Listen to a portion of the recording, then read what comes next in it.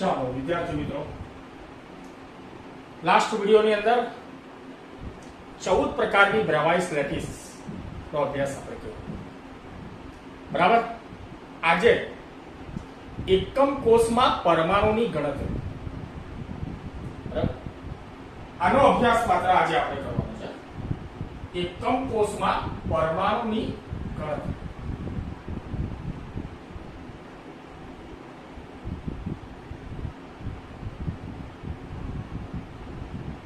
એકમ કોષમાં પરમાણુઓની સંખ્યા અથવા ગણતરી. બરાબર. મારી વાતને સાથેથી સાંભળો, વ્યવસ્થિત જુઓ કે માનો કે તમારો આદિમ કોષ હોય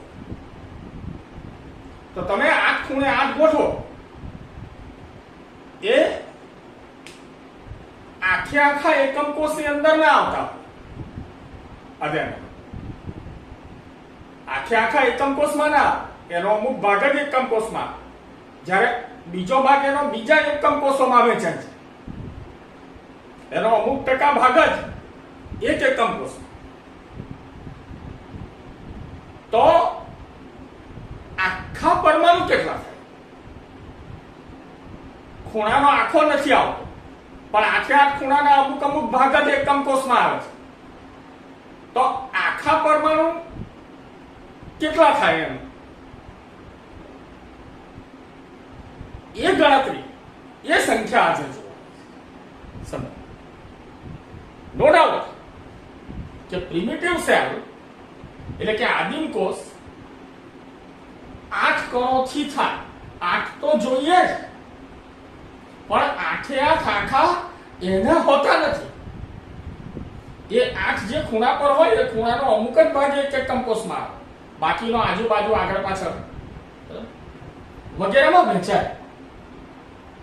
તો પછી આખા પરમાણુ કેટલા થાય એમ આવી ગણતરી આજે આપણે કરવાની છે. જોઈએ, આપણે જાણીએ છીએ કે કોઈ પણ સ્ફટિક લેટિસ વિપુલ સંખ્યામાં એકમ કોષોની બને. કેટલા બંધ એકમ કોષો, બરાબર, પુષ્કળ એકમ કોષ. દરેક લેટિસ બિંદુ એ ઘટક કણ પરમાણુઓનું કે આયન થી રોકાયેલ હોય. આપણે એ ગણતરી કરીએ કે કેટલો ભાગ વિશિષ્ટ એકમ કોષમાં સમાય છે, અંદર કેટલું રોકાણ છે એકમ કોષની અંદર. આપણે 3 પ્રકારના એકમ કોષો પર વાત કરવાની છે. આદિમ ઘન એકમ કોષ, પ્રિમિટિવ ક્યુબિક યુનિટ સેલ, જેને સરળ ભાષા SCP કહેવામાં. SCP simple cubic close pack arrangement. Simple cubic close pack arrangement. સાદો ઘન પ્રિમિટિવ સેલ, આદિમ કોષ. બરાબર, ધ્યાન રાખવાનું. તો નો ડાઉટ કે આદિમ કોષ 8 ખૂણે 8 પરમાણુ વગર બને નહીં, પણ 8 ખૂણાના પરમાણુ જે છે કે ઘટક કણો છે એ પોતાનો બધો જ એરિયા એક એકમ કોષમાં આપતા નથી. તો આપણે હવે એ ગણતરી માનવાની છે, બરાબર, કે કેટલો ભાગ એક એકમ કોષમાં આપે છે. એ જેટલો ભાગ આપે એવા 8 પરમાણુ કેટલો ભાગ આપે, તો આખા કેટલા પરમાણુ થાય, ટોટલ કેટલા પરમાણુ થઈ શકે, આવી કઈ ગણતરી આજે આપણે કરવા જઈ રહ્યા છીએ. 3 રચના માટે આજે આપણે વાત કરીશું. SCP, BCC અને FCC. બરાબર. Simple cubic close pack arrangement, body centre cubic close pack arrangement અને face centre cubic close pack arrangement. Face centre, face ફલક. આદિમ એકમ કોષ માત્ર તેના ખૂણાઓ પર જ પરમાણુ હોય છે. ખૂણા પરનો દરેક પરમાણુ આકૃતિમાં દર્શાવ્યા પ્રમાણે નજીકના 8 એકમો સાથે ભાગીદારી કરે. ચાલો જોઈ લો આકૃતિ, ધ્યાન રાખો. આ 8 એકમ કોષો છે. એમાં એક ખૂણાનો પરમાણુ આગલાનો, પાછલાનો, આ બાજુનો, આ બાજુનો, આ બાજુનો, આ બાજુનો, 8 8 ખૂણા પર એક જ પરમાણુ થાય. એ 8માં વહેંચાય. 8માં વહેંચાય એનો અર્થ કે એક નાના એકમ કોષ એ પોતાની બોડી, બરાબર, એનો કેટલો એરિયા એક એકમ કોષમાં આપશે? તો કે 1/8. કારણ કે એ ટોટલ 8 ભાગમાં વહેંચાયેલો છે, બરાબર. એટલે 1/8 જેટલો પોર્શન એ એક એકમ કોષમાં આપશે. ઘન અવસ્થા શીખવું હોય આ રીતે તો ટેક્સ્ટ બુક સાથે રાખવી અનિવાર્ય છે, કારણ પ્રત્યક્ષ કાર્ય નથી આ, બરાબર. એટલે સમજણમાં તકલીફ પડે માટે આ આકૃતિઓને આ તે બધું જોઈને ચાલવું પડે. ચાલો, આથી 8માં ભાગીદારી કરે. એક એકમ કોષ એક જ સરખામાં હોય તો 4 એકમ કોષો અને નીચેના 4 એકમ કોષો અથવા ઉપરના 4 એકમ કોષો જેમ ગણો તેમ 4 એક તળના એની ઉપલા 4 અથવા ઉપલાના ગણો તો નીચલા 4. આમ 1/8 ભાગ એક કણ એક એકમ કોષમાં, બરાબર. આકૃતિમાં દરેક નાનો ગોળો સમાન ગોળો સ્થાન ધરાવતા કણનું માત્ર કેન્દ્ર છે, નહીં કે તેની ગોઠ. કારણ કે કેન્દ્રથી કેન્દ્રનું જોડાણ કરીને યુનિટ સેલ, તો કેન્દ્રથી બહારનો એરિયા જે છે એ એકમ કોષમાં ના આવે, બીજા ભાગમાં. જ્યારે બાકીની ખુલ્લી રચનાઓ, જે રચનાઓમાં કણોની ગોઠવણીને અનુસરવું વધુ સરળ છે, એકમ કોષના વાસ્તવિક કદની રજૂઆત કરતું અવકાશ ભરતી ચિત્ર, સ્પેસ ફિલિંગ અવકાશ ભરતી ચિત્ર આકૃતિમાં આપેલું છે. જોઈ લઈએ અને ગણતરી પૂર્ણ કરવા તરફ છે. આ આદિમ કોષ, આ ગોળાની ગોઠવણ, આ સેન્ટરો બધા જોડો એટલે આદિમ કોષ થાય. આ કટ ફેસ એટલે અહીંયા આ એકમ કોષમાં ગોળાનો જે ભાગ ન આવતો હોય એને કટ કરેલો છે. આ કટ ફેસ ફિગર છે, યાદ રાખો. એટલે આ એકમ કોષમાં કેટલો ભાગ આવ્યો, બરાબર. આ કટ ફેસ આકૃતિ છે. ઓકે, ચાલો. તો એકંદરે સમઘનીય એકમ કોષમાં ખૂણાઓ પર 8 પરમાણુ હોય છે.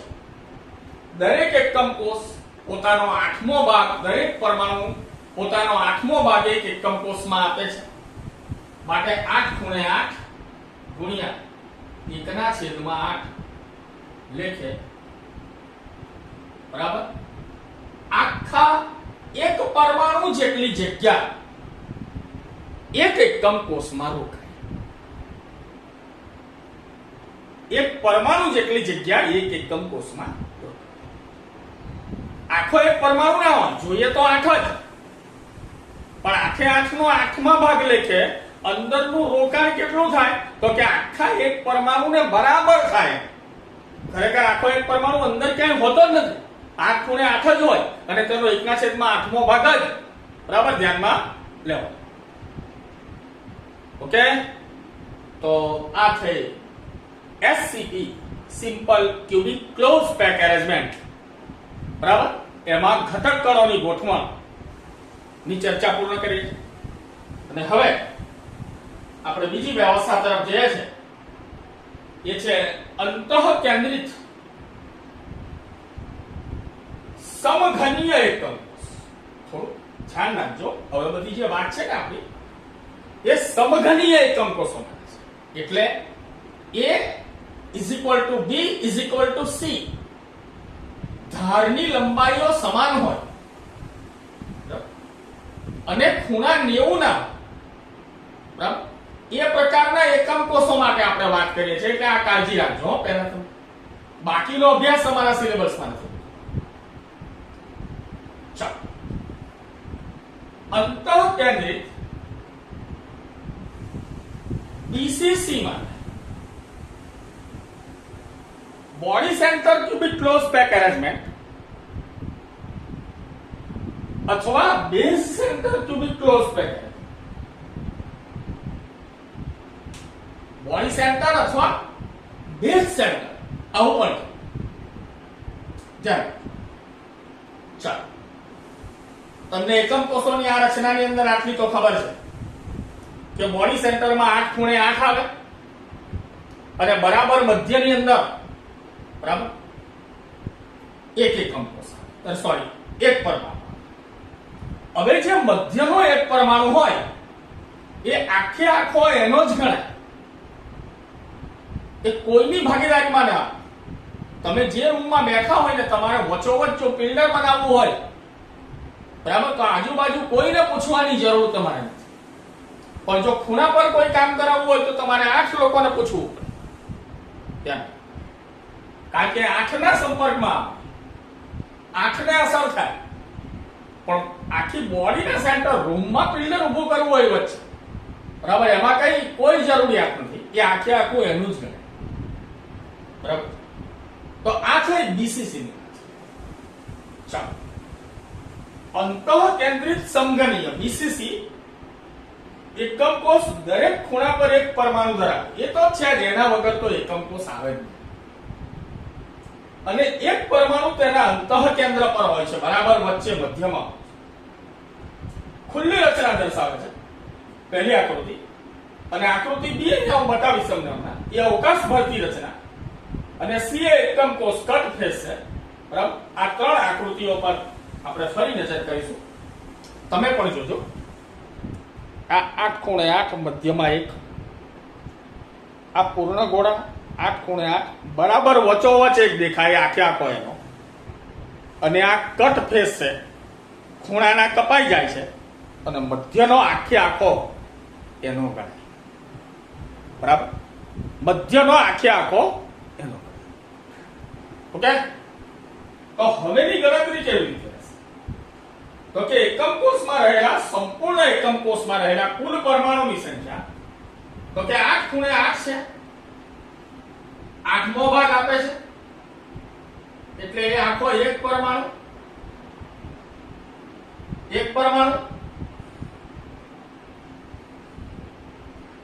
વત્તા એક પરમાણુ મધ્યનો એટલે ટોટલ 2 તો BCC પ્રકારના એકમ કોષમાં આખે આખા કેટલા પરમાણુ ગણાય 2 હકીકતમાં આખો અંદર એક જ છે બાકી બીજો એક જે છે 8 ખૂણે 8માં ભાગ લેખે 8 થઈને 1 ને બરાબર 8 થઈને 1 ને બરાબર આખા સમજો ઓકે તો BCC ની અંદર કોઈ પૂછે કે ભાઈ આખા પરમાણુ કેટલા ગણાય તો તે 2 કહેવા પડે 8 ખૂણે 8 મળીને 8માં ભાગ લેખે 1 અને મધ્યનો આખે આખો 1 1 + 1 એમ કરીને ટોટલ 2 બરાબર 1 + 1 કરીને ટોટલ 2 ઓકે છેલ્લી બેટા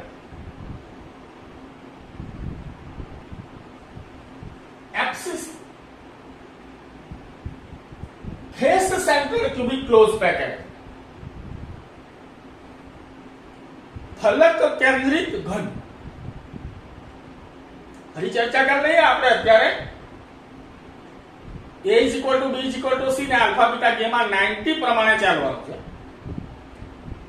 ચાલો હવે ફેસ સેન્ટરમાં તમને સારી રીતે ખબર છે કે 8 ખૂણે 8 આવે અને દરેક ફલકના મધ્યમાં એક એક એટલે ટોટલ 6 ફલક પડે 6 ફલકના મધ્યમાં એક એક પરમાણુ બીજો આમ ખરેખર ટોટલ જરૂરિયાત 8 ને 6 14 કણોની છે 8 ને 6 14 કણ હોય તો એક એફસીસી પ્રકારના એકમ કોષની રચના શક્ય બને.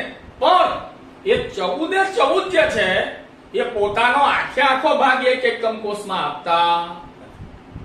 જરૂરિયાત 14 એકમ કોષોની છે, એમાં કોઈ શંકાને સ્થાન નથી, બરાબર. પણ તેઓ કઈ 14 પરમાણુ પોતાનો બોડીનો બધો જ ભાગ એક એકમ કોષમાં નથી આપતા, બરાબર. ચાલો,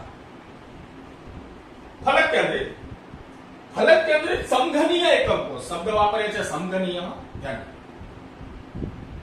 ખૂણાઓ પર પરમાણુ અને સમઘનના બધા જ ફલકોના કેન્દ્ર પર એક એક પરમાણુ. આકૃતિમાં જોઈ શકાય, જોઈએ આપણે. દરેક પરમાણુ ફલકના કેન્દ્ર પર સ્થાન ધરાવે. તે એકમ કોષના બે નજીકના ફલક વચ્ચે ભાગીદારી કરે અને ફલક એ 1/2 આ એક સપાટી હોય ને, અને અહીંયા પરમાણુ હોય તો એ આ એકમ કોષમાં અડધો આપે ને આના બાજુના એકમ કોષમાં અડધો. એટલે ફલક પર રહેલો પરમાણુ એક એકમ કોષને પોતાની બોડીનો અડધો ભાગ 1/2 એરિયા એક એકમ કોષમાં હશે, બરાબર. 1/2 જેટલો એરિયા એ એક એકમ કોષમાં હશે. ચાલો, એ એકમ કોષની ભાગીદારી કરે. આકૃતિમાં પહેલી આકૃતિ ખુલ્લી રચના, બીજી અવકાશ ભરતી નમૂનો જોઈશું હમણાં, ત્રીજી બરાબર એ તમારો કટ ફેસ જોઈશું હમણાં. જોઈ લઈએ પહેલી જે આકૃતિ છે એ આ બે એકમ કોષ વચ્ચે ફલક, ફલક પર એક પરમાણુ અને ફલકનો પરમાણુ બે એકમ કોષમાં અડધો 50% જેટલો વહેંચાય.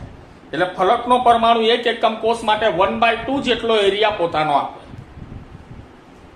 આ એફસીસી પેટર્ન, ખૂણો ખૂણો ખૂણો ખૂણો ખૂણો ને ખૂણો, પાછળ અહીંયા ખૂણો, બરાબર. આમાંના કેટલાક નીચલા ફેસ, આગલા ફેસ, બધાના ફેસના સંપર્કમાં આ ગોળાઓની ગોઠવણ, અને આ તમારો કટ ફેસ, ફેસનો અડધો, ખૂણાનો 8મો ભાગ એક એકમ કોષમાં છે, રાઈટ. ચાલો, હવે ગણતરી કે 8 ખૂણે 8 મળીને 1/8માં ભાગ લેખે એક પરમાણુ.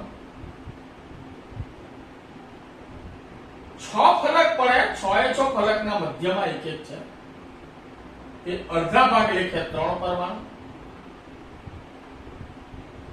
માટે ટોટલ કેટલા પરમાણુ થશે? 4, બરાબર. આનો અર્થ એવો થાય કે એફસીસી પ્રકારના એકમ કોષમાં આખા 4 પરમાણુ જેટલી જગ્યા અંદરની રોકાયેલી હશે. હકીકતમાં અંદર આખો પરમાણુ એક પણ નથી. 8 ખૂણા પર છે અને 6 ફલકના મધ્યમાં છે, પણ 8 ખૂણાના 8મા ભાગ લેખે આખો એક અને 6 ફલકના અડધા લેખે આખા 3 ને 1 4. એટલે અંદર 4 કણો જેટલી પૂર્ણ જગ્યા રોકાયેલી હશે, બરાબર છે મિત્રો. તો આટલી વાત આજે મારે તમને કરવાની હતી, પણ હજુ એક રજૂઆત કરી દઉં છું કે એસસીપી કરતા બીસીસી એ ગીચ રચના કહેવાય. એક પરમાણુ છે, આમાં 2 પરમાણુ છે. તેના કરતા એફસીસી એ વધારે ગીચ, અતિ ક્લોઝ, બરાબર, અતિ ક્લોઝ ક્યુબિક પેક એરેન્જમેન્ટ. માટે એક એકમ કોષમાં જેમ આખા પરમાણુઓની સંખ્યાની ગણતરી વધે, બરાબર, તેમ ગીચતા વધે છે એમ કહેવામાં, બરાબર. હવે તમારી ટેક્સ્ટબુકમાં ન હોય એવી એક જોરદાર છેલ્લું એક વાક્ય રજૂ કરી દઉં છું મિત્રો, જરા ધ્યાન રાખજો, બરાબર, અને સમજજો. એ કંઈક આવી વાત છે કે ટેક્સ્ટબુકે માત્ર એવું કીધું કે આ એરિયા જે 8 ખૂણે 8મો ભાગ એરિયાનો આપે, બીજું હું તમને કહું દળનો પણ.